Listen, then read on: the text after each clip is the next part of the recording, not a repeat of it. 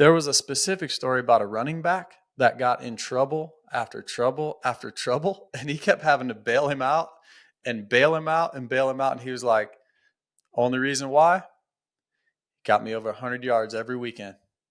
It's like, if he wasn't performing, he's off the team. But this guy kept getting in trouble.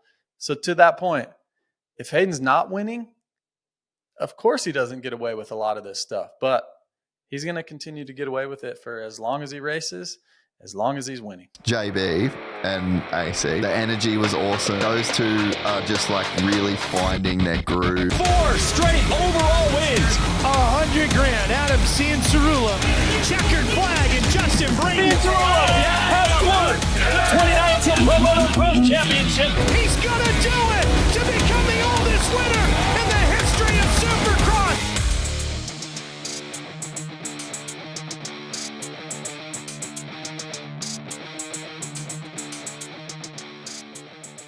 Well, JB, Mile High City, Denver in the books. One of my favorite stops on the calendar, whether it's Thunder Valley for the National, Denver for the Supercross. I don't know if I've ever had a bad race there, and I'm not sure if you have a venue like that, but I still remember 2015. That's my first outdoor podium at Thunder Valley. And I remember getting off the plane in Denver. I remember going to a Chipotle and just walking outside, and I'm like, I love this place. Like, I love this place to the point where I think I could live there. Genuinely, I think I could live there. You know, we try to talk venues up every time we go to a venue, and we try to say, oh, you're a great city, whatever. Denver, man, next level. Yeah, that was kind of the talk of the weekend from UAC, was just how much you loved the city, the stadium, the vibe, the elevation, all of it. And look, I love Denver. I think it's great. I used to race arena cross there quite a bit. Actually, did you know, from driving from our hotel to the stadium, on your left-hand side, there was this old building, Denver Coliseum, I believe it said. Yep. Dominated 125, 250 intermediate. Dominated. 99. 99? 99. How old 125 were you? and 252 stroke. Just pure domination. Were you in your 30s yet? No, I was 28. Yeah. Still racing intermediate. That's such I raced arena cross at, I believe it was the Pepsi Center then as well, like back in the day, and always loved Denver. Look, my 2002 CR125 could barely make the big double at the arena cross back then, but I love the city, man. I think I'm with you. I don't know if I love it as much as you do. Didn't have the success that you had there, but I'm with you. Denver's cool. Yeah, in the old jokes, dude, I'm gonna have to find something next year. That's really all I got. That's really all I got, because you're just a good dude, and it's so hard. Hard to find anything wrong. You just got to stick to the old thing, dude. It's all I got. I love the old jokes. I think it's great. Look, 41, starting to get some grade up a little bit. I'm fine with it. Before we get into a very interesting weekend of racing, we got a lot to break down. Oh, yeah. I want to talk about your prep for the St. Jude golf tournament in Salt Lake City this upcoming Thursday. Where are we at? How's the swing? How's the attitude? And do you know that you and I are on a team? It's a best ball tournament, and we are not going against each other like you insist we are. Well, this has been the thing, right? I keep saying how, look, I haven't swung a club in I don't know how many months. I've lost track after 6 or 8 months. And I keep talking a little smack, and you keep reminding me we're actually teammates. But I will say there's going to be some sort of bragging rights that come out of this in my favor. I feel like my short game, even though I haven't swung a club in a long time, 150 and in, I'm going to be totally locked in. That to me is crazy, dude, because that's the first thing you lose. That's the first thing you lose, the touch. Well, here's why. So I grew up about a mile from a par 3 course, Fort Dodge, Iowa, Sunkissed Meadows. It's not there anymore. It's a Frisbee golf thing now. And me and my stepdad would walk down there. I would play with my mom's clubs. They were called Lady Velvets. And I remember like it was yesterday, dude. It's like we would have so much fun. I'd like, go to school or ride or whatever I was doing that day, and we'd go play 3 or 4 or 5 holes, whatever, with the Lady Velvets. And I think that's why still to this day, it's weird. Like 8-iron in, like I'm halfway decent. I hardly You're ever the play, guy. but I'm halfway decent there. Off the tee, I'm real short. To sum up your question, very underprepared. I'm gonna have to Love lean it. on you really, really hard. I will definitely show you. I will definitely show you some good golf shots, but there will be Okay, bad ones as well. that's all I need. I'm a 9 index. I'm a 9 index, so I am far from a great golfer. Even though I'm like, I feel like I fly the flag for golf in our motocross community. So people may think, and I try to get out there as much as I can. People may think that I'm this amazing player. I'm really not. I love being out there, but if you're looking for an amazing player in terms of the moto community, take a look at like Jordan Smith, man, because that guy could run circles around me. He's legit. Yeah, But I'm excited to get to work. It's not about us, dude. It's a good cause. It's a great cause. Let's raise some money for the kids. that's right. That's right. Okay, It's gonna be fun. so here we go. Denver race day live, just fired up. We're feeling good about it. Felt like my opening was way better than the previous week. You've been crushing it. Gate drops, 258 group. And then all hell broke loose, man. All hell broke loose. That's where it started, huh? That's where it started. Cole Davies. And what's so great, it's damn near poetic. It's in the same turn, too. The same turn.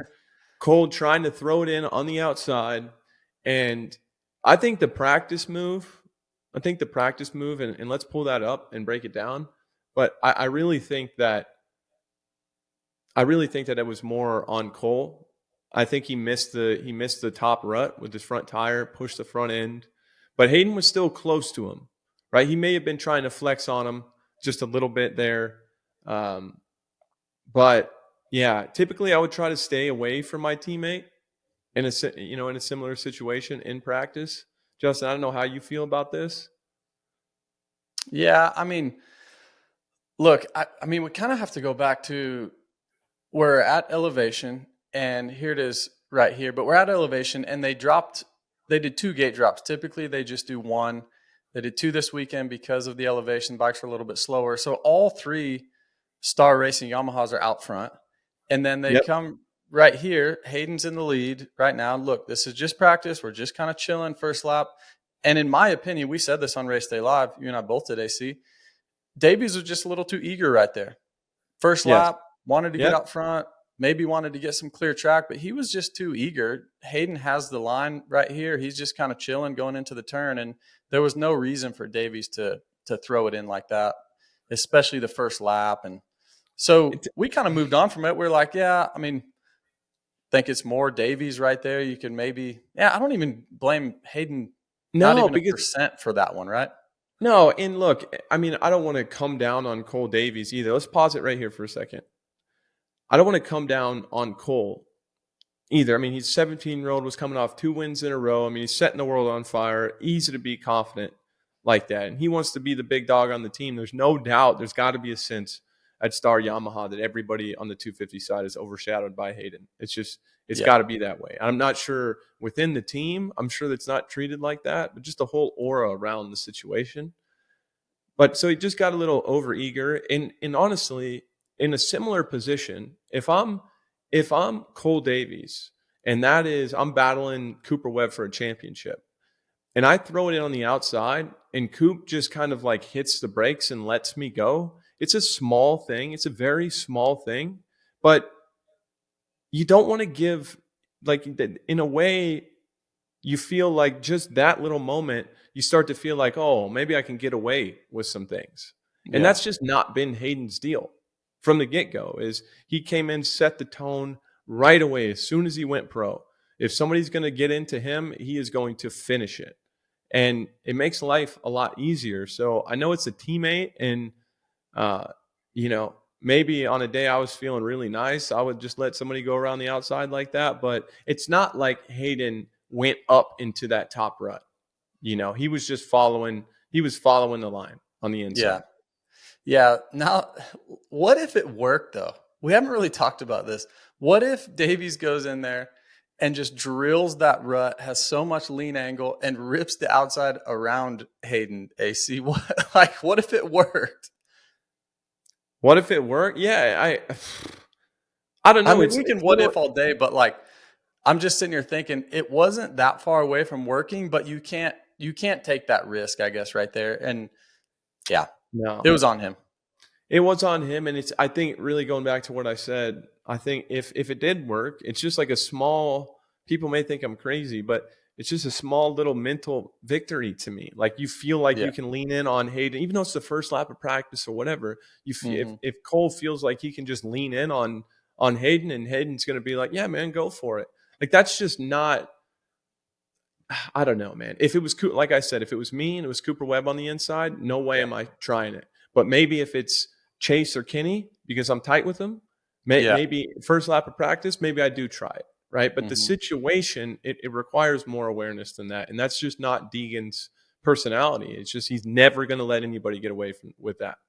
Yeah. Yeah. Yeah. I agree. So that's the So practice move.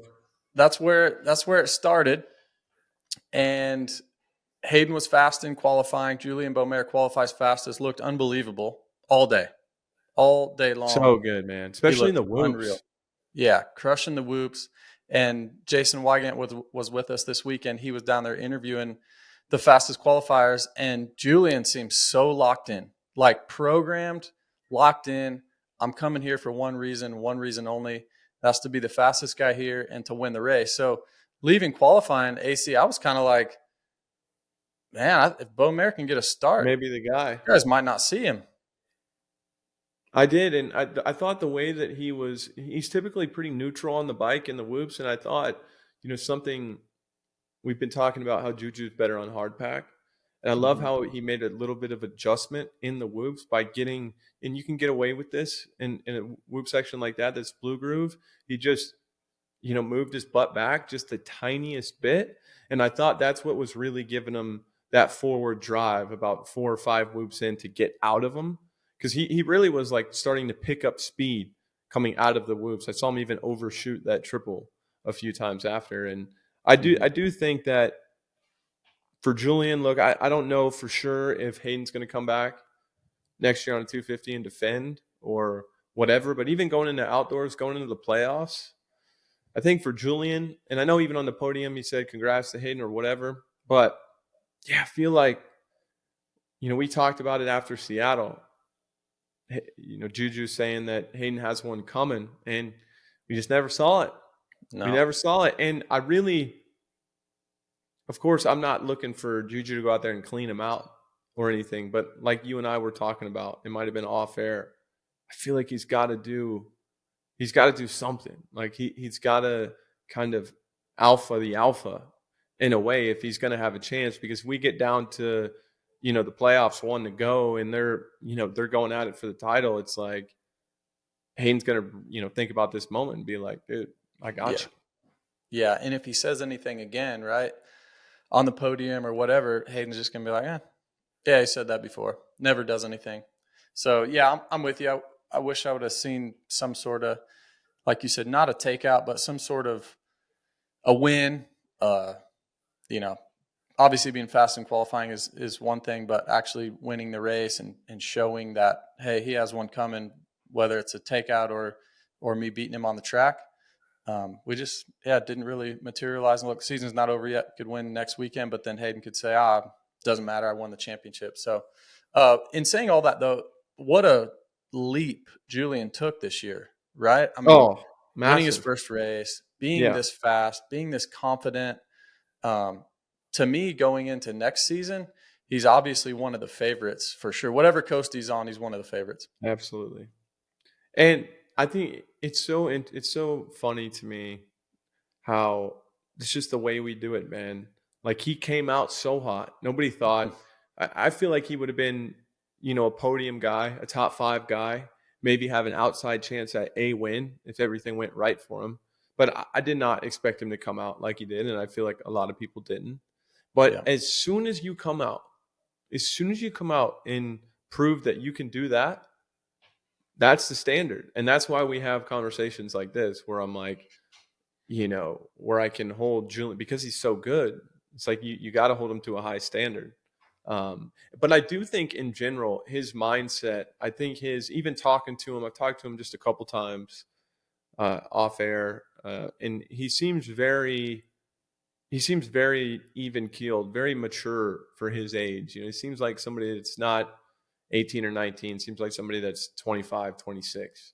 And so I think that the improvement that he showed from just the playoffs from last year till now, I think if he keeps that same mindset, as he kind of matures, as he gets older, with the skill set that he's got Millsaps, I don't see any problems. He's definitely going to be a championship contender, one of the favorites now until eventually he moves to the 450 class. Yeah, no doubt about that. Wish he would have got a better start in that main. So he could have been up there with those boys battling at the front. But so we started there in qualifying. Then we go to the heat race. Cole Davies comes out, wins the heat. Moseman not far behind him, gets on the podium. And not too stoked, AC. Wasn't too stoked in his ride. Was going to make some bike changes. And I just think as a 17-year-old, you just won a heat race. His standard is so high for himself now that he's not okay with the way he rode in the heat. And he was fired up. And you have to love that. Like, the kid's just a winner. He is an absolute winner. And to say what he said, nope, that wasn't it. He said, in his words, that wasn't it. We're going to make a little bit of changes and, going to go focus on getting a good start and executing because that wasn't it. And I'm like, man, he just won the heat. He rode pretty good. Moseman was riding great as well. And you just sensed that he was going to be fired up for that main event. I remember I just have a side story memory. It brings me back to Arlington 14, my first race, 17-year-old. I remember I won the heat race. I was like second in practice, won the heat race. And I remember it seemed like everybody around me on the team, because I wasn't fast, like at the practice track leading into the year, I was the slowest guy on the team. And it seemed like everybody around me was so stoked. I remember my dad being like, dude, you're a bad dude, man. You're a bad dude. And I remember in that moment, I remember literally looking out at the tunnel at the starting gate, or as I was walking back. And at that moment, it's like you start to ask yourself, what am I supposed to feel in these types of moments? It's a really hard place because you want to let yourself enjoy it. And you have to believe in yourself, right? There has to be a part of you that says, I am a bad dude.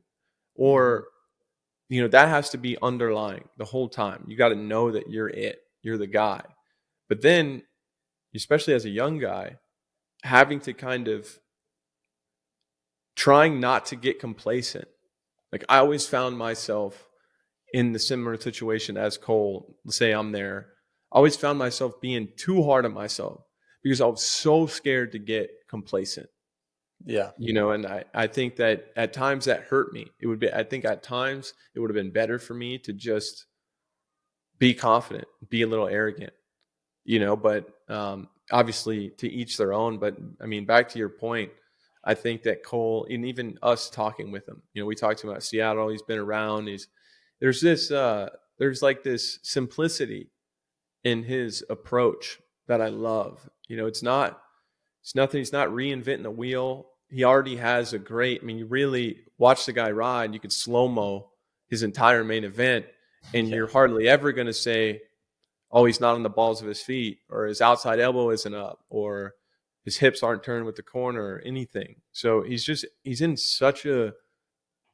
an unreal, he's laid an unreal foundation for the rest of his career. Yeah. Well, let's get into it. AC, main event, gets out front, takes off. We're like, man, this kid's going to get three in a row. I mean, I thought for sure he was going to, here we go. Here's another win. And then slowly we started looking at lap times and we're like, oh, And then you and I both said, we were on the live call, we're like, look at Hayden's demeanor, look at his intensity, look at his body language. Like, he was going for it. And we're like, oh man, and I'm watching lap times and he was starting to catch Cole. And then he got to his rear wheel, and the timer I was watching that, it was like 1 second. It might even have been at zeros when they crossed and then had 2 laps to go. And then exact same thing, pretty much a little bit worse than qualifying. But here we go. That same left-hander, Cole makes a little mistake coming out of the right-hand turn, which he made a couple laps before that as well, for sure the lap before that. And what he was doing is Cole was coming out, and then he would get a little wheel spin and his bike would kick a little left, but it would set him up for a good angle for the next left-hand turn. And Hayden just went straight for the turn. He had been kind of going straight across that slick spot. Yep. And down goes Davies. And here we are to talk about it today. A lot of controversy. In my opinion, there's not a lot to talk about. I think this was mainly on Davies once again. I think Hayden had the line. He had to know where he was on the track as far as Hayden was catching him. We kind of know where we're at all the time, right? You know that. I don't know if he didn't know. He had to know he was there, right? I mean, he had to know that he was there. And he got a little wheel spin, as you said, coming out of the right-hand turn. But with those kind of half bull corners there, it's pretty hard to not have a wide radius coming into the turn and hit the corner well. So I understand what Cole was doing out there, but I think right here you hear Deegan's bike in the air over the finish line, and you know there's no way you can be that far out. There's just no way you can be that far out. And I've looked at it from every different angle possible, and let's see this time in slow-mo. But see Davies' rear end right there, sliding a little bit. So Davies' rear end slides, but kind of sets him up. See, right there, if he's trying to cut him up, he's got to go straight to the tough block, basically, from there. That's his only shot. Because after this point right here, does it go a little bit more? You see the shiny part of the dirt? The shiny part of the dirt is the line that Cole was hitting every lap, making a radius to the turn. Right? So the fact that he cut down because he realized Deegan was there at the last second makes it look worse, in my opinion. Yeah. You know, Cole was more angled towards Hayden than Hayden was angled at Cole. And I think it was just kind of an unfortunate timing. But I think, you know, it's just a little bit of a lack of awareness. And look, there's not much to criticize about Cole at all. And I'm not sure what the little look over was about from Hayden. I don't know. I'm not a massive fan of like the little look back thing. To me, it didn't look like he was coming in with the intention to take him down. Now, do I think that he cared if he went down or not? No. I think he was going in there and making an aggressive pass, and you know, if he crashes, he crashes. But I don't think he was explicitly going. We could pull up a couple Barca clips or your clip, Anderson 2020 San Diego, and those are, you know, you going in to take someone down. To me, this was just an aggressive move. Cole turned in. Had Cole followed the main line, Hayden would have taken him to the top of the turn. Cole would have fell in line, and that's that, in my opinion. He gave 2 options: brake or crash. And we saw what happened. Yeah. And look, it's also what makes Cole great and will continue to make Cole great is his self-belief that he's going to win this race, right? And nothing's going to get in front of him to do that. And this was just a little bit over eager, in my opinion. And it didn't happen once on this day. It happened twice in the same turn. And yeah, and you know, it's not, in my opinion, it's not on Hayden at all. I think Cole's going to learn from this. Cole's podium speech, or not podium, his interview after the race was incredible. I don't know how a 17-year-old is that composed, that mature, that well-spoken. I mean, just in since January, how much more well-spoken Cole Davies has gotten has insane. It's incredible.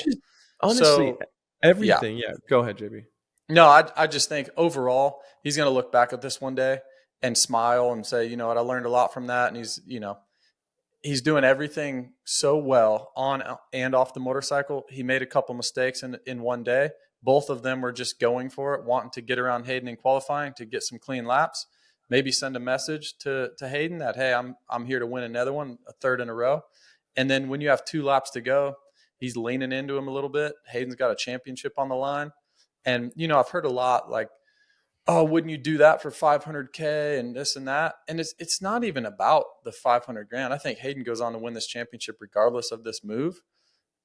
But if this happened at round 1, I still think it's on Davies. Like championship aside, throw that out. This, in my opinion, was a pure racing incident. Pure racing incident. And like you said, all class from Cole. I watched him.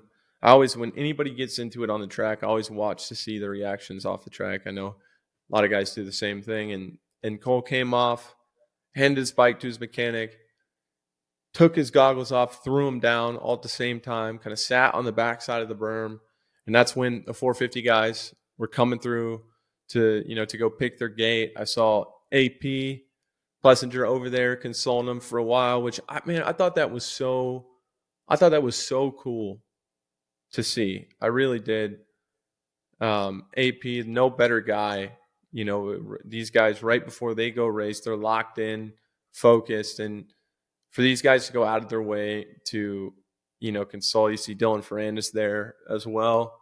Yeah, there was like a line of them at one point. I think Justin Cooper came up to him. Colt Nichols came up to him.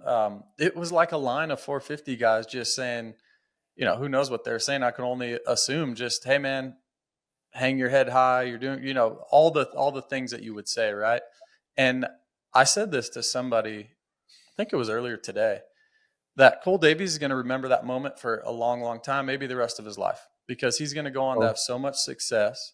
And that moment right there could not change, because I think he's on his way anyways, but he learned so much from this day. And then also getting all these guys like AP and all these past champions coming up to him and consoling him like that. Guys that literally he's probably looked up to.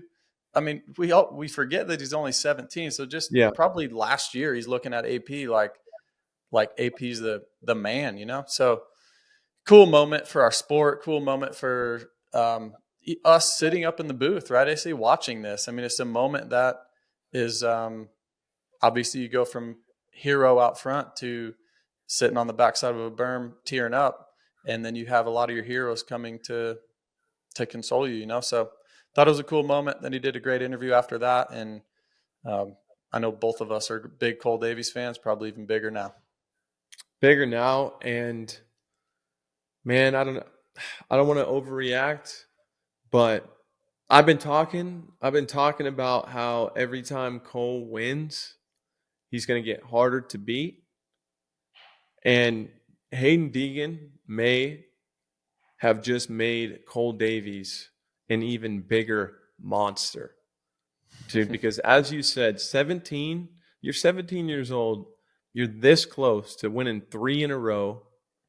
What is it? 60 grand, call it. This doesn't really matter. Like, he's not thinking about that. There's a lot of implications there. He could have a win. I know my first year, if I won 3 races, I got like 100 more grand the next year. So something like that. I know we've talked about that before. But just a lot of money, everything on the line when you're 17, it just feels like the end of the world. Feels like nothing can ever be right again. Yeah. And so I think he's going to do everything in his power to never let that happen. Yeah, it's so true. You can just seem like you got the world ripped right out of your hands. He's so close to winning 3 in a row. But now let's get to – here we go. You ready to talk about it? What are we talking about? The interview, the podium interview. Okay. From Hayden. Yeah. All things Hayden, not to blame any of that on track. Incredible rider, tracked down Davies on a night that he didn't even need to track him down. He's got a big points buffer. And then he gets on the podium and says what he says. And okay, actually, let me get to this first. This is an awkward moment, Adam, because he wins the race, and then I even said it calling to the live. I'm like, look, if he gets fifth, or if Davies gets fifth or worse, Hayden wins the championship. Well, then he gets off, he wins, and Davies gets fifth, and we're like, he's champion. Then we're getting in our ears like, no, it's under review. They're not sure. It's 25 And then points. They're not we sure. we We're saw the like, AMA guys. We saw the yeah, AMA guys because we're the media AMA. Everybody's on the same level. We all have like our suites next to each other.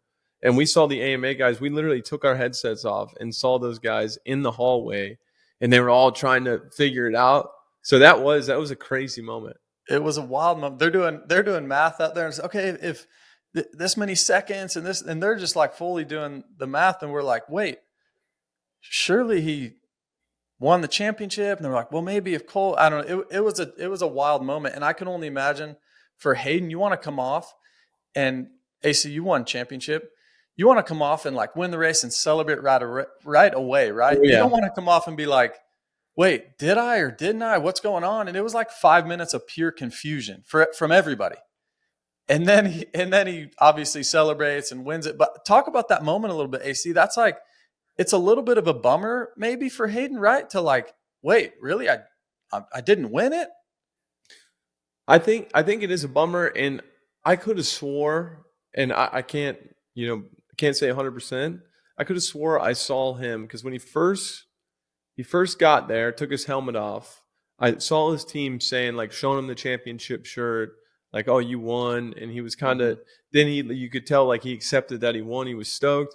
Then I think for a second, he put the championship shirt on, and I think he took it off.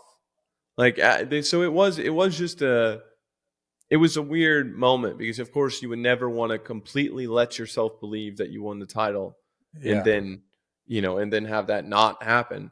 But to me, it's so Hayden-esque, right? All of like it. the whole deal. It's we've never really seen a title won that way. He could have just passed Cole and won 1-2 and then go next weekend. But now I can tell you he's going to have a lot better week. He's going to have lot better week this week. I can tell you that. And he's going to be really hard to beat at Salt Lake. But, I think with Hayden, props. He needed to get this Supercross title. He has been unbelievable in pro motocross in the playoffs, and Supercross, admittedly, something that comes not so naturally to him. And Weege even talked to him this week, and Hayden said, look, I need to get better at this. Like, I'm not entirely satisfied with the way I'm winning this championship. I want to be more dominant. So of course he knows this. Of course he's doing his best to be as dominant as possible. But I do think, and I said this on Race Day Live, he won the title not always being the fastest guy, which I think it's a great learning experience for him. And as he gets, later in his career, he gets to 450s, because at that level, no matter who you are, you're not always going to be the fastest guy. And we've seen in the 250 class, generational guys come through and they're always pretty much the fastest guy. So I think the fact that Hayden was able to get it done, not always being the fastest guy, doing it in the consistent way, I think that speaks to his maturity and speaks to, the fact that the kid's a winner. He's not just this aggro, whole shot every race and, just pull away from everybody. He had to dig deep and overcome some adversity. So massive props. I think he showed that he's the best guy on his division. And I think that's one of the reasons why he went after Davies so hard in that race, is like he's just probably overhearing about it. He wants to be dominant, wants to win. The move is the move. I think there's probably other people out there that would have given Davies some more space, but to me, not over the line, totally fine with it. Learning moment for Davies. But I will say, I completely understand Hayden's brand. He's like a UFC fighter. Every time he gets on the podium or he's got this back and forth with Juju, and then it doesn't seem, I don't know, for whatever reason, it doesn't seem as personal. It seems like he's playing a character. It really does. It seemed to me he's playing a character, at least to an extent. Now, I'm not saying he's like not a genuine guy. I think it is genuinely who he is, but I think he just likes to entertain. I really do. And so if you look at what he says from that context, it looks a lot better. It's a lot easier to listen to, right? And I'm not sure if he was, the stadium was booing him. We were replaying the crash over and over on the big screen. Everybody's booing him. And so in that moment, he's probably like, okay, if I'm the villain, I'm the villain, right? He's been on YouTube, had a big following since he was this, since he was this high.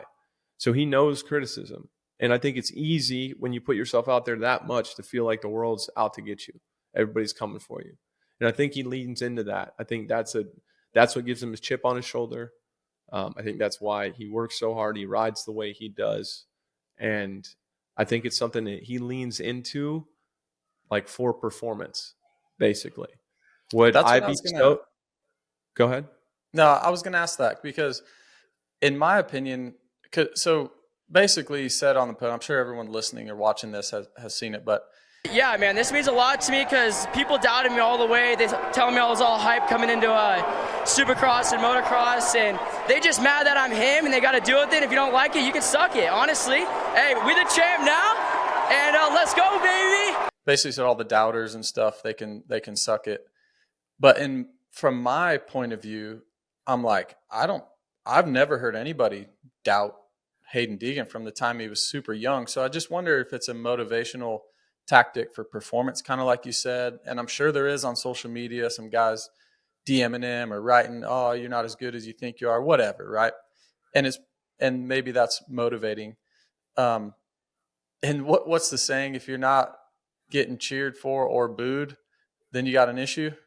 So he's got a little bit of both at the moment. So yeah, look, I'm not a huge fan of that. I think his riding and everything speaks for itself. But in saying that, from our seat and fans and my friends that don't follow racing a ton, they're all following this.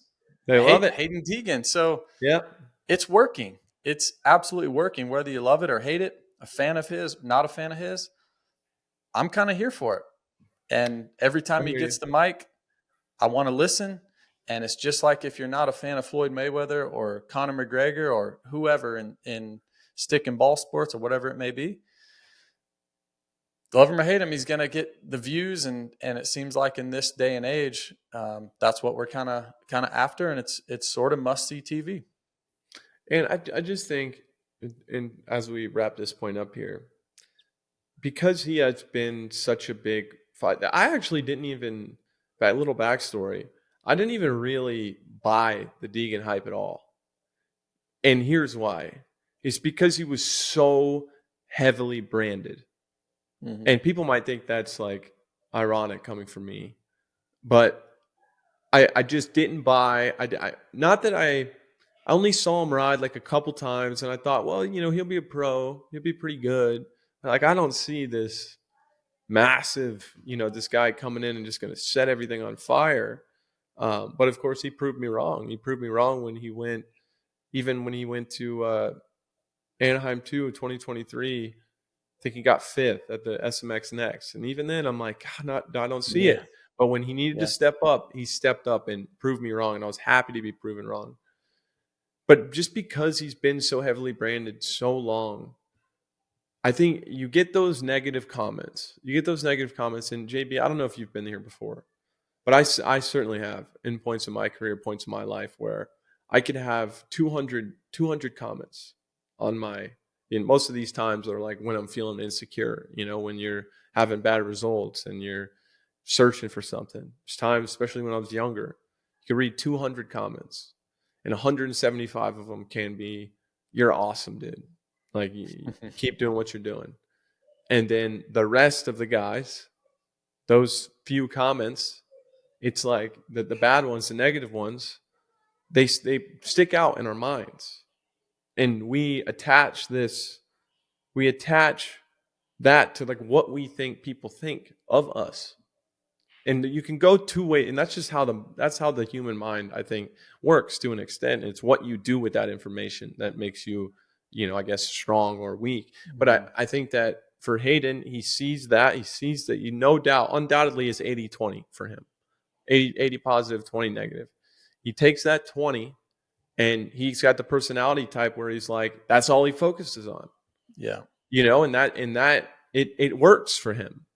So he might go his whole career saying, nobody wants to see me succeed or whatever. But at the end of the day, it's doing whatever you got to do perspective wise to just be motivated to go out there and kick some ass. Yeah. And it's working. It's working, It's dude. working. Championship in the bag. Maybe, I don't know, will we see him 2026 450? I'm purely speculating, but I think we see him 250 Supercross, 450 Motocross in 26. And You I like think that that's plan? What's that? You like that plan? I love that plan. Yeah, I like that. But what I would do if I was him or advising him, I would get on the 450 this offseason. I'd maybe even do a couple offseason races on the 450. Then I'd run the number one on the West. I'd do some 450 East stuff.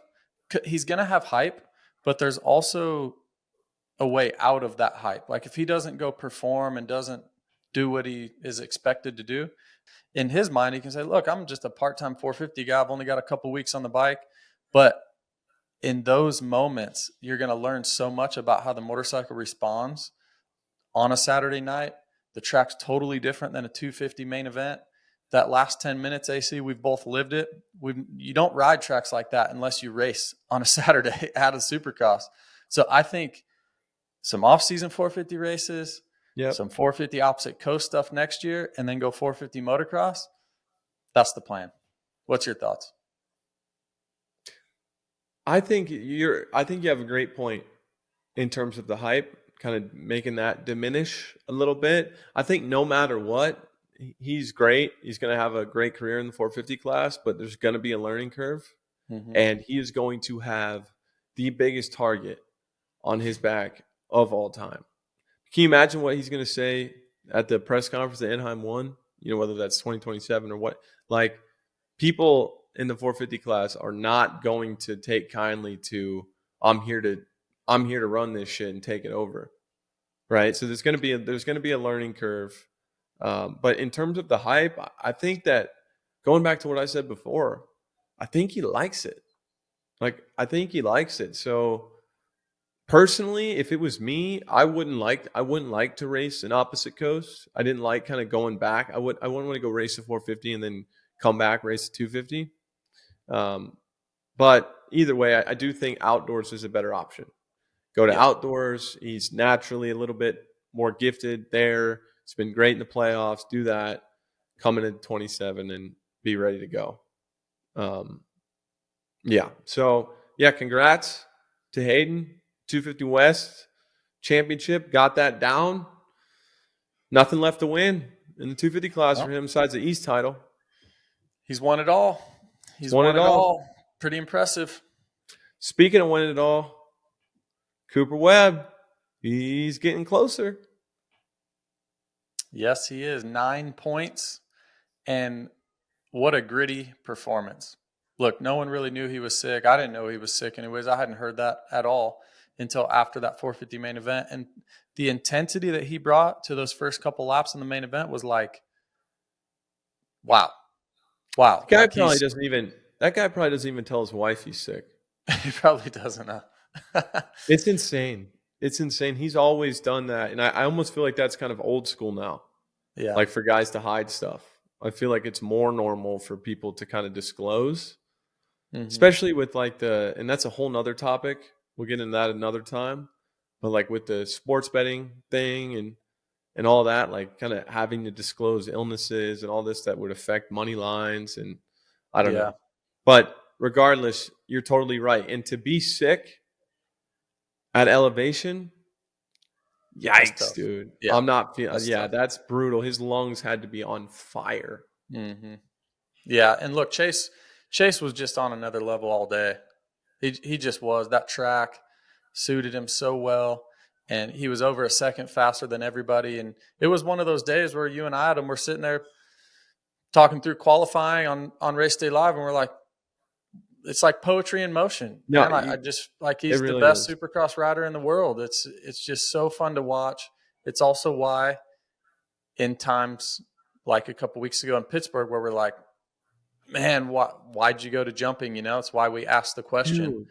But this weekend was fun to watch.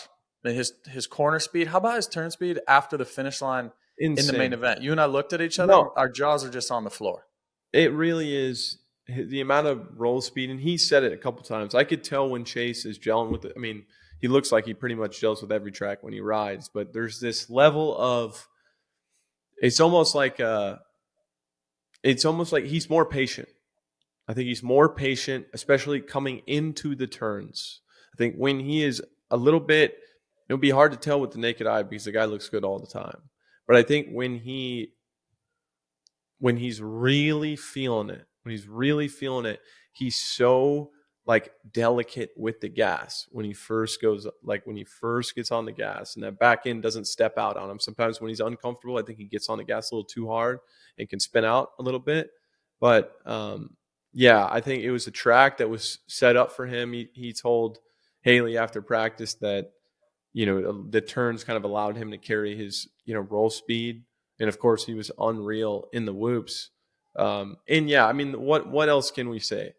Every week we get on here and talk about how unbelievable that guy is on a dirt bike. It really is insane. And I can't understand how he can go and do that. I would tell him if he was sitting right here. I can't understand how he can go and do that and then sit behind Coop last week in Pittsburgh, jumping the whoops. I don't get it, man. I don't get it. You saw what he was doing, how fast he was coming into the turns. It's easy for him. Yeah. I mean, it really is. His natural ability puts him in like a very elite category. And dude, I just don't get how he can't.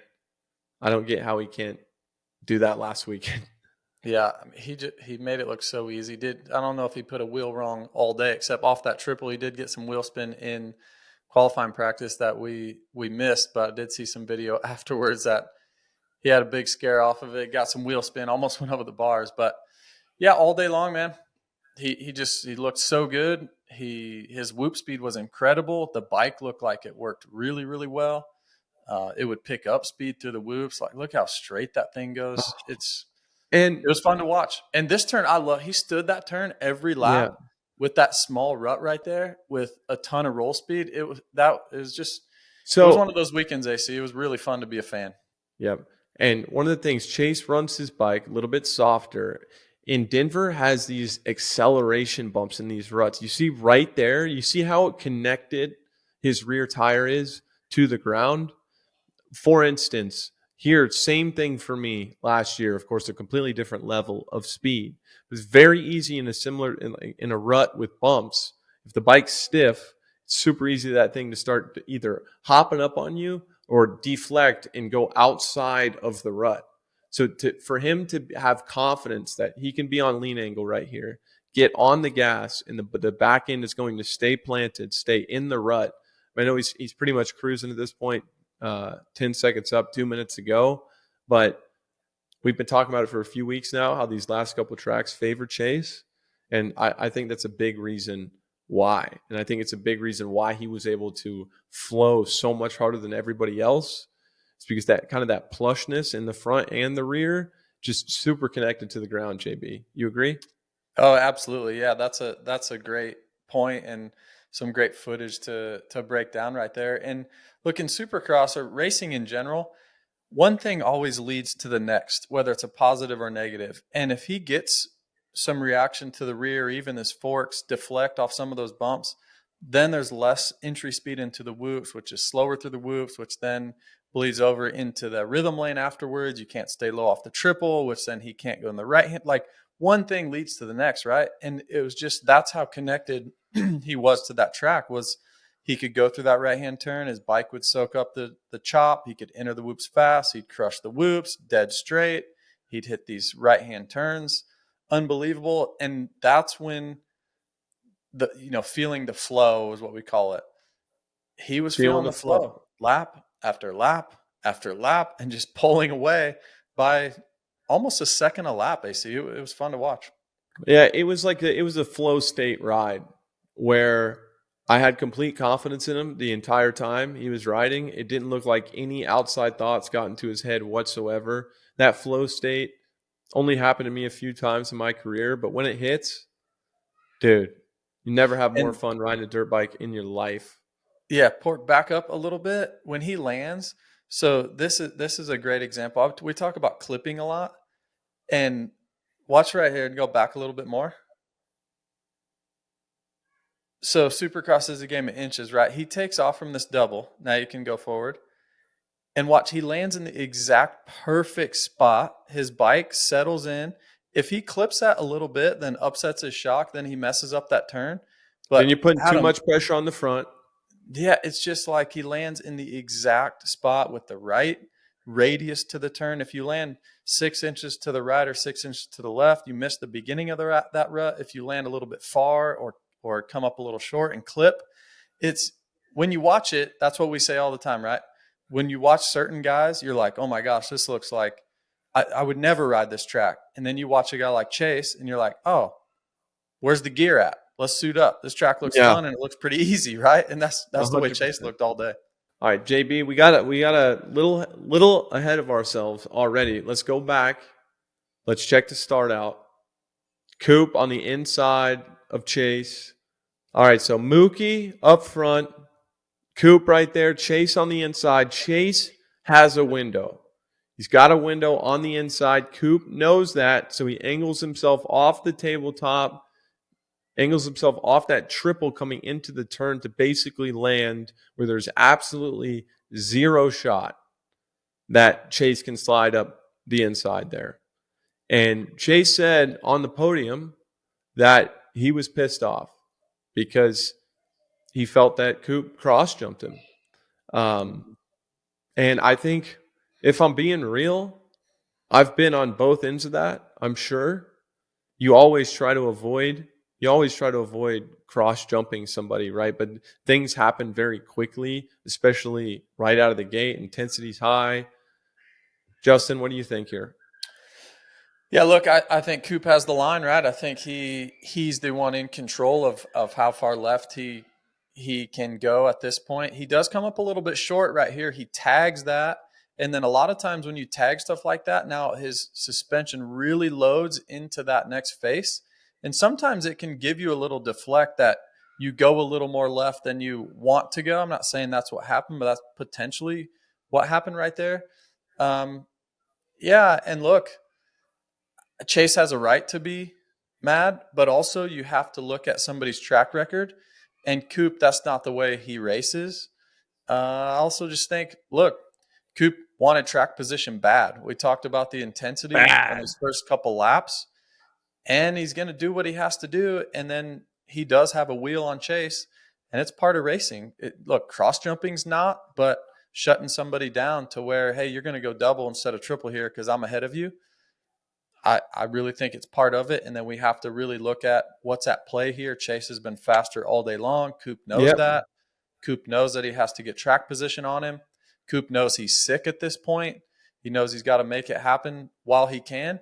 I think all those things come into play. It's a racing incident for me. Racing incident. I agree with you. I agree with you. But I also think it's rational for Chase to be pissed off about it in the moment. 100%. Right? For sure. Like that. That's just what happens. And then 2 days later, you watch the race back and you're like, oh, that's kind of pretty silly that I got mad at that. But that's just different from his helmet, right? Probably looks way different than our angle. Probably looks worse. So Chase coming through, pissed off about the cross jump, comes in, throws it in early. I mean, that is taking the first opportunity. I mean, he made an opportunity. there, JB. I mean, he wasn't. He was a bike length, almost half a bike length behind him entering that turn. So that was pretty ballsy for Chase. I did not think that Chase was going to get that aggressive. You think maybe plan it out a little bit more and when he's a little bit closer? Because I think you mentioned it too when we were calling it live, that maybe it was a little bit too eager, a little too soon. A little bit eager. And I mean, if you're really trying to, and I don't know where we're at with the etiquette, in terms of trying to win this title, and I would never condone like hurting someone, right? I think there's a way to get really aggressive for a championship. There is a way to do it. But if he wanted to put him over the berm or something, try to make up some more points, it's like, I think he was just seeing red from the beginning and took the very first opportunity that he had. And to me, I mean, that's your only, once you pass him, that's it. That's all you can do. So I think the fact that he was angry from the beginning, I'm not sure. I don't think Chase is that type of rider where he's really, going to go out there and be like, oh, I need to take Webb down so I can gain points. But I don't know. To me, he didn't really give himself time to think about it because we're early in the race. He's pissed off from the cross jump, and yeah, still a pretty aggressive move from Chase. Even when he threw it in like that, I didn't think that he was going to get. I thought Webb would probably just lean in on him, and I didn't think that he was going to get around him, but sure did. Yeah, I mean, his front wheel was basically to the side of Coop's bike, right? Yeah. So if he goes in there any harder, it's a really, really dirty move. If he's half a bike to a bike length closer, he could have easily taken Coop down. Like textbook, no problem, take the front wheel out. Yep. So I agree with you. I think if the move is to potentially try to put Coop down, we're not saying it is, but 12 points is 12 points. You're going to need a little help at this point. And if you're going to run into the side of them like that, I would think that you're trying to make an aggressive move, right? Whatever happens at that point. But if you're half a bike length or a bike length closer, it's a textbook, no problem. Take out his front wheel. Don't leave his front wheel any room. And Coop potentially goes down. So I'm with you. I think it was a little bit eager, but also, once again, we're not in the helmet. So, like, if you're just seeing red, you're going to do anything. I got to get by him. I'm going to try to do whatever I have to do to get by. And he set sail from there. So, yeah, interesting. This maybe the first time that we've seen this happen between these two, AC, where somebody's a little fired up and little chippy and going to run it in on them pretty deep. Well, it's good. I mean, you're basically, if you're Chase right now with Coop having the points lead, Coop is not a guy, he's not overly dirty. He's aggressive, stands his ground. People don't really mess with him because if he gets messed with, he'll put you down. One of those guys. But in general, I think if this is round 4 and Chase does that to Coop, I'm scared for Chase. He's hitting the deck at some point. He's hitting the deck, no doubt. But right now, I mean, Coop's got both his hands tied behind his back. Yeah. He's not trying to, he's not trying to take anybody out, be overly aggressive or anything. So if you want to get into the side of Cooper Webb, I'd say now's the time. 9 points, 1 round to go. Yeah. But, man, I think just in general, as we kind of wrap this thing up, and I may have said this on the last episode, but when Eli and Jet went down, I felt like all the air got sucked out of the building. How about we've been talking about Chase, Coop, who's better, whatever. Like, I'm just so glad they made it such an exciting season, dude. Like, such an exciting season. Yeah, it's been really, really fun. You throw in Kenny winning Daytona. You throw in Malcolm winning Tampa. AP's win. Justin Cooper coming on strong now. He could potentially win this last week. That's what we need to talk about. We got to talk about that real quick. We'll get to that in a second. But I have a question for you about Chase. Okay. Chase is on this train now of saying, I want to prove that I'm the better rider, or I'm the better rider, or I'm the faster rider. Does it matter at this point? Like if you're Coop, do you hear that and you're just like, you give him a little smirk, like, ha, like does it really matter? For Coop, when Coop hears that, if anything, he'll try to use it as motivation. But I think Coop is confident enough in himself where probably doesn't really cut too deep. You know, the only disses that really hurt are ones that you kind of believe a little bit deep down, you know? Yeah. But it's a tough discussion because what does better mean? You know, what That's does my better point. mean? The Yeah. guy that gets the 1.5 million in the big trophy after round 17 is the best guy. Yep. That's just the way it is. If we're talking about the fastest guy, that's a different story. There's been plenty of guys. I don't know how many people have won Supercross championships, but there's probably triple, whatever that number is, there's triple the amount of guys that have had the speed to win a Supercross championship, right? So it's different. It's different, and Coop has proven it. He's done it twice. Potentially will do it 3 times now. So I don't know, JB. That debate to me is tough. The debate to me is tough because, yeah, Chase can do things on a bike that Coop can't. No doubt about it. And Coop knows that. But does he care? Yeah. He's winning the title. He's winning the title. Yeah. Doesn't matter.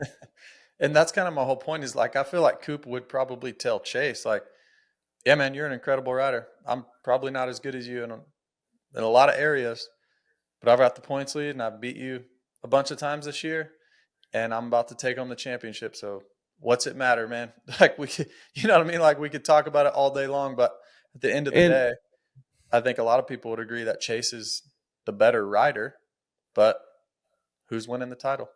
Who's winning the title? And I'm not sure. I don't want to get too deep into this, but it's like I feel so if you look at Chase's career and what he's done, unreal, man.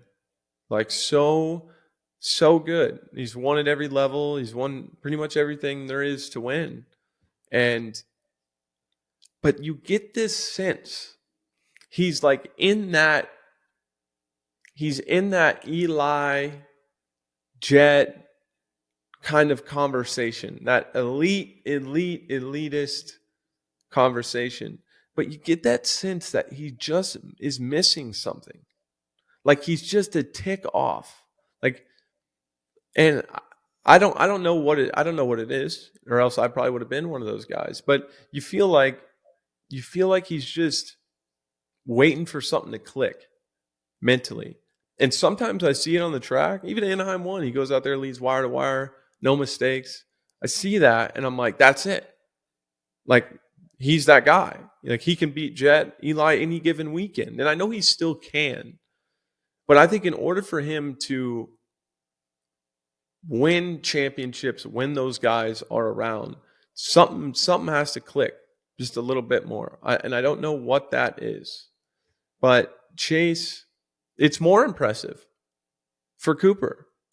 Because as you said, Chase is the things he can do on a bike. And no disrespect to Coop. I've been singing his praises all year. So no Coop fans, don't hate me. But if you were to go out to the test track and watch Chase do a sprint lap as fast as he can go, and watch Coop do a sprint lap the fastest he can go, you would not think that Cooper is the one about to win this title. Yeah. And that's just the way it is. That's the way it is. I was never as good as Coop. Let me put that out there. Like, he's unbelievable. Things that he can do on a bike, again, insane. But Chase is like this alien of sorts with some of the things that he can do. And I don't know. Is that a reasonable take? It's a total reasonable take. Absolutely. Yeah. That's why it's a fun conversation just for that reason. There's no right or wrong answer other than Coop's got the points lead and most likely going to be champion. And that's the best rider in the series, right? He's the best rider. Absolutely. Because Saturday nights at 9 p.m. when the gate drops and that last 10 minutes of the main event, Cooper Webb is unreal, and that's when it pays points, and that's when you make the money, and he's going to get the money and that championship. And that's Potentially, what's right? Look, 9 points, anything can happen. We've seen it happen before, but if we think, I think he's going to get it done. And I want to move on to Justin Cooper before we wrap up. But in 5 years, 10 years, 20 years, nobody's going to say, oh, yeah, Coop won that title in 2025, but Chase was way faster. You know, at the end of the day, a W is a W, and Coop's been the guy. So, yeah. But I want to talk about Coop's teammate real quick. Justin Cooper, man. What was that? The last couple of weeks, the heat race at Pittsburgh was like, I don't know. Yeah, I don't know what happened. Took a Limitless pill or something. And then Denver into the main event. He was way back, dude. There was I think once he got around, maybe it was AP, he probably had 6 seconds to get to Mookie, ran him down, passed him. I mean, dude, he was unbelievable. He really was. And I think if he could have got a start, I don't know if he's beaten Chase, but he's got a shot riding like that. Yeah. Two things to that. The first one is unbelievable ride. He was 10th or just outside the top 10 off the start. Came through the pack. I mean, he was nowhere to be seen. Then all of a sudden he gets to AP and McElrath and he goes through them. And then we're like, I'm looking at lap times. I'm like, Jay Coop's the fastest guy on the track right now.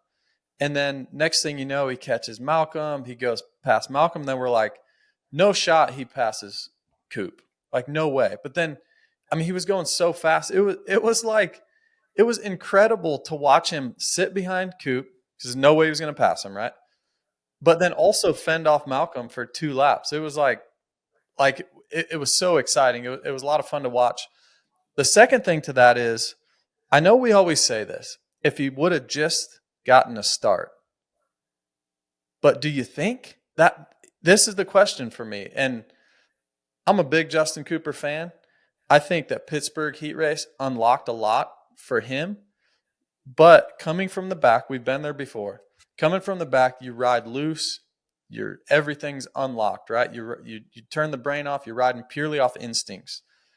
If he hole shots that race, does he ride the same way as he did on Saturday? That's the question I have for Jay Coop. If he can do that, and when he does that, because he will do that eventually, when he can do that, ride that way from the front, we've got another title contender. Oh, for sure, man. For sure. And we were talking about Chase's corner speed. Jay Coop is unbelievable. He really is unbelievable in his turns. He's kind of a smaller guy too. Obviously he's strong, but the way that I don't know what it is, but the way he maneuvers the bike, he looks so in control of, like, all his angles are always perfect, almost always perfect. The way he connects the track, and specifically at Denver, the way that he adapted too. There was lines that was paying attention, line before the long rhythm section in the back.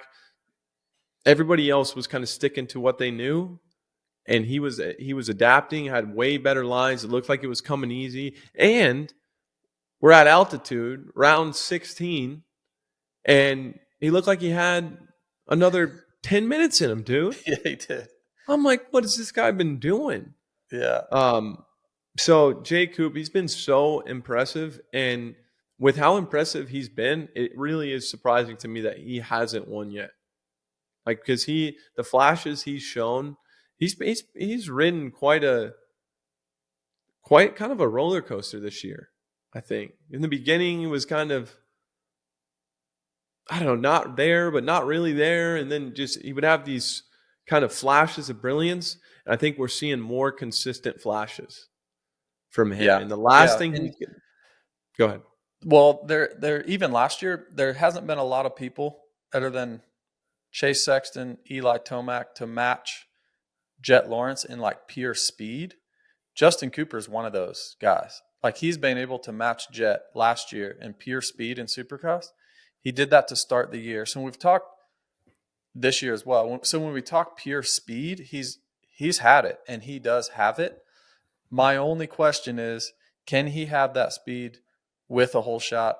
Can he have that speed from the front? He will eventually. When does that get unlocked? Pittsburgh unlocked the heat race coming from the back, blown by Sexton, blown by AP, winning that. Incredible. This last week was incredible. And the main reason I can tell that he was purely riding off instinct was in the whoops. Some laps he would skim. Some laps he would jump in and skim out. Some laps he would skim and then jump. Like it was just pure, I'm going to get through these whoops. However, I'm going to get through them as fast as I can get through them. Where typically he comes in like kind of methodical, you know? So for J. Coop in the offseason, for one, you're talking about this step, like when he can do that from the front and I think we oftentimes with young guys that show a lot of promise, we kind of assume that they're going to get there. Like they're going to unlock that. I have a strong belief that he will. Yeah. But also don't want to downplay the significance of like that step. It's Totally, hard. yeah. And most people never do it. Most people never get there. But so it's, showing flashes of brilliance is super hard too. But being there every week, doing the type of stuff that Cooper Webb does every single week, that's a tough place to get to. But on a lighter note, J. Coop needs to get better in the whoops. And I will go back to my experience learning the whoops. Off-season 2013. You ever watch Nitro Circus? Yeah. You know how they wear like those full EVS bodysuits, like plastic, pretty much head to toe. Mm-hmm. I shit you not. I would go to Glen Helen PC Supercross track. And the whoops there, the bottom track, the whoops were always just nuts, man. Nuts. You know how they build them in California too. When they rebuild the test track in October, November, they build the whoops really big because they slowly kind of deteriorate throughout the course of the season. So I'm, 120 pounds, 16 years old, and I had ridden some Supercross, Monster Cup stuff and whatever, but full EVS bodysuit and just wide open. Just going to the whoops wide open, dude, and just tank myself. Almost over and over and over again. Out. And I was fine. Really? I was fine because of this EVS, body arm. I don't even know if it was EVS. It's something. But I'm not saying that, obviously I don't want J. Coop to hit the deck. But I think a whoop track and an EVS bodysuit, and we may be a title contender in 26. Well, I have a little insight on this. And so full disclosure, this AC. I flew down, worked with J. Coop for a day in the whoops. We rode 3 different tracks, 3 different styles of whoops. And just like his speed, I don't think very many people have that. And that is now getting unlocked. I've seen him hit whoops, really cupped out whoops, several different types of style of whoops late in the day. I've witnessed him with my own eyes hit whoops as fast as anyone's ever hit whoops. But that hasn't been unlocked on Saturday night yet. It's a big difference, dude. It's a big difference from being. I know. I know. Just for the fans at home, like you can go in the test track and feel totally good, and then go to the race, and if you're off, dude, it's a tough scene. Yeah, and there's just more on the line on a Saturday night, right? There's thousands of people watching. There's money on the line. There's points on the line. But when he can turn that corner and click third or click fourth on a Saturday night and have confidence in himself like he has during the week, it's going to be good. He just has to get to that point, right? So I've seen it. I think, his team has seen it. So I think he just needs to bring that to the race, just like he's now bringing the speed that he's had during the week and in qualifying. He's now bringing that to the heat race. He's now bringing that to the main event, coming from behind. Now he needs to bring that racing from the front. And then if the whoops can follow that, probably going to take a full off season of work to bring that to Anaheim. Yeah, that's once that happens, dude, we've got another title contender, AC. That was my question for you, is how? How does he do it? How does he show up to, and do you think it's possible? Can he show up to Anaheim next year and be one of the best guys, on par with guys like Kenny, Eli, Jet? No, I don't know if, and he doesn't have to be, in my opinion, he doesn't have I to be agree. Jet level through the whoops. That's not the goal. That's he'll maybe never be that, right? But can he get to Coop's level? Coop's done some work. Coop's Oh, put yeah. in some time. If Yeah. another offseason with Cooper Webb, can he get to Jet's level? Maybe, maybe not, but he's definitely bridged that gap. So can Jay Coop make that step? 100% believe he can make that step. And then is that good enough? Maybe. He's got more turn speed, a lot of roll speed, more than most. So I think, and they're well aware of his weakness. Everybody is. It doesn't take a rocket scientist to watch and know what his weakness is. And he's getting to work on it. And I think already he's gotten better. And if he can bring some of that, just 80% of what he has on Tuesday through the whoops, bring that to Saturday, it'll be good enough to win races. I love it, dude. I love it. One round to go.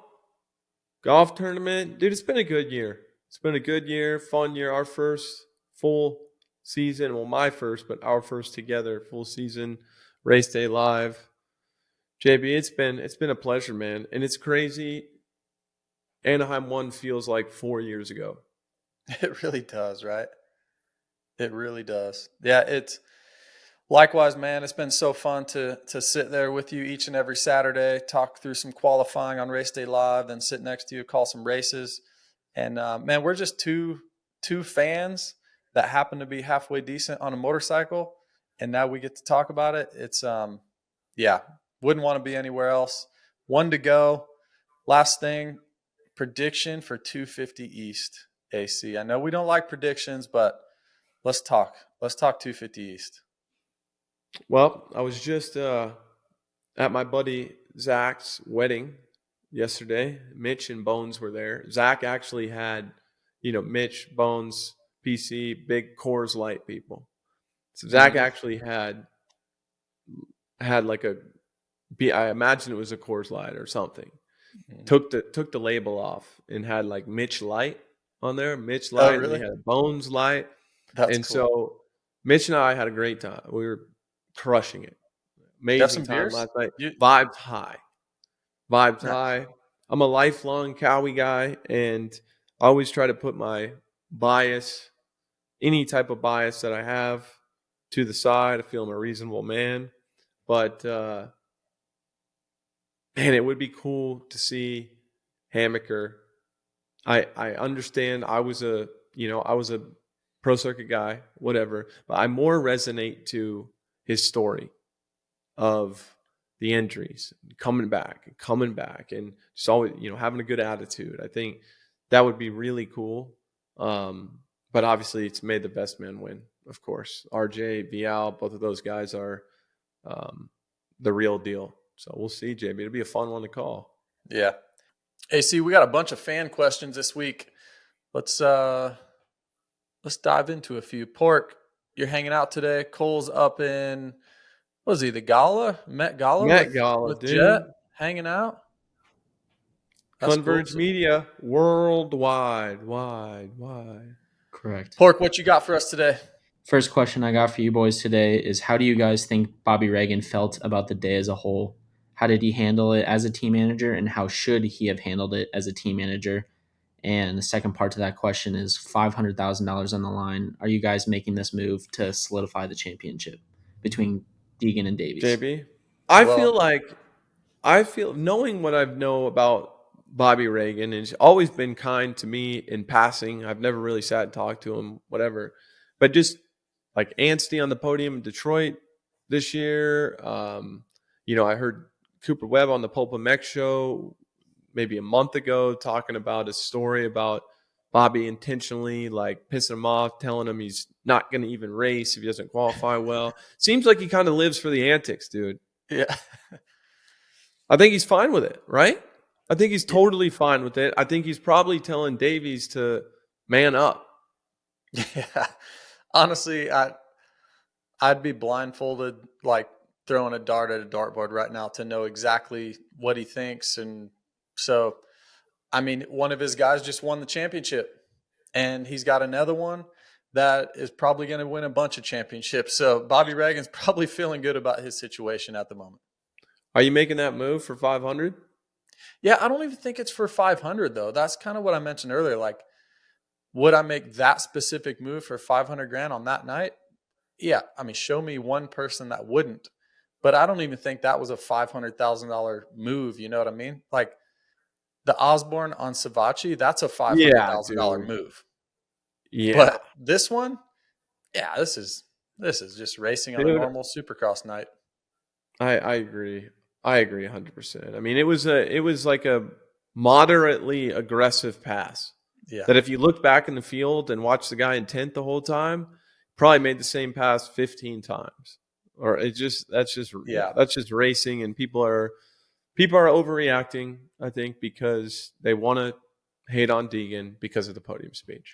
Yeah, I think too, most times Cole rolls over that berm, doesn't get hung up on the tough block, comes back on the track, is only 5 seconds behind Deegan, and he still gets second. And I think it's a totally different look. So I think Cole getting fifth, him getting hung up on a tough block made it even worse. The Deegan look back, like the move itself, we have to just look at the move itself. No harm. No. Yeah. I mean, do that for $10. I agree. Net, what you got next for us? The next question I got for you guys, to me, it looked like Justin Cooper could have put the move onto Webb and snuck into second place. What are your thoughts? With Mookie riding great and pushing hard, I felt Justin was also putting himself in a position where he could have went down. Kind of a weird question. Like he put himself in a weird position where he could have went down. I mean, that's Supercross, but he wants to be on the podium. It's thousands of dollars on the line to in between third and fourth. For contracts that I've had, that would be a $20,000 difference between those two positions. But then he obviously did not want to pass Cooper Webb. I mean, no way he would ever want to pass Cooper Webb. So he's in that position. I think he did a great job of navigating that, and he had speed to burn. So whenever he needed it, he would turn it on, pull a little bit away from Malcolm, and then Malcolm catch him a little bit in the whoops, and they did that for 2 laps, and it was over. Yeah, if Cooper Webb is riding a Cowie or a KTM or anything else, J. Coop gets second. I think. No problem. No problem. Yeah, that's just it. This next one I got for you guys, the viewer asked, do you think Hayden Deegan's following allows him to get away with stuff other riders don't? I think you can argue that it goes both ways. I think when the spotlight's on you, you can't get away with anything. But then you have he's got this super loyal fan base that will defend anything, even if it is over the line. But everything like that goes both ways. It really does. And I don't think that allowing him to get away with anything, what allows him to get away with things is the fact that he's good. And 99% of the time he backs it up. You can pretty much do what you want if you win. Winners do what they want. Yeah. No, that's exactly right. If you win, you can get away with pretty much anything. And actually, I have a demonstration for that and a quick story. Oh, wow. This is special. How? Coach Gibbs signed Redskins helmet from Joe Gibbs. Rode for him for 4 years. Great guy. He told me countless football stories. He's a Super Bowl winning coach. Of course. Unbelievable guy.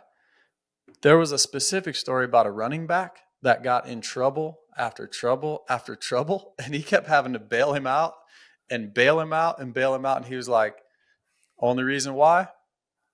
Got me over 100 yards every weekend. It's like, if he wasn't performing, he's off the team. But this guy kept getting in trouble. So to that point, if Hayden's not winning, of course he doesn't get away with a lot of this stuff. But he's going to continue to get away with it for as long as he races, as long as he's winning. Perfect. And the last one I got for you guys, will we see a different Deegan in the 450s, not winning and not being really close? This viewer thinks it'd be a humbling experience for him. What do you guys think? Floor is yours, DC. Well, I think that going to the premier class is like a lot of people, a lot of really good 250 riders never really make it in the 450 class. It's just the way it goes. The talent is through the roof, and there's going to be a learning curve. There's going to be a learning curve, but there will be flashes of brilliance, I think. And of course, he has a little bit more work to do in Supercross and outdoors. I think that'll be easier for him. I believe that, as we were talking about earlier, I believe that he will start in outdoors potentially next year. He's good in the playoffs as well, so I have some confidence coming into Supercross. Will it be humbling? No, because the way Hayden doesn't take like failure, to me, just from watching him, he doesn't take failure like Joe Blow down the street takes failure. He's not like, this isn't a, to him it's a part of the process. To me, that's the way he looks at it. Like when he gets beat or it's just setting him up for something. That's like he's got this like this optimistic nature, I think, that what I've seen kind of underlying on the surface, that he kind of believes it's only a matter of time that's going to work out. And so for him, will it be humbling? I mean, I guess you could say in ways, but I mean, unless he's getting 15th every weekend, and there is a level, of course, where it's going to be like, oh my gosh, I don't see that happening. But for those reasons, I don't think it'll be that humbling. Yeah, I don't think you can teach some of the things that he has. And it's what champions have: his heart, his determination, his will to go catch Cole this past weekend. Like you just can't teach that. And that's the things you need. That's what Jet Lawrence has. That's what Eli Tomac has. Chase Sexton, these guys that he's going to be racing with, that's what they have. And I think, like Adam said, it's only a matter of time. Will there be races and tracks where it's like, oh man, that was a tough one? For sure. But they all have those, So I can't wait. I cannot wait to see it. I mean, it's going to be awesome. 2027, Anaheim 1. Woo! I would think that's when it would all start. I can't wait. Me neither. Can't wait. It's going to be a lot of fun. 1 to go, Salt Lake City. Have a good week, Peace. Casey.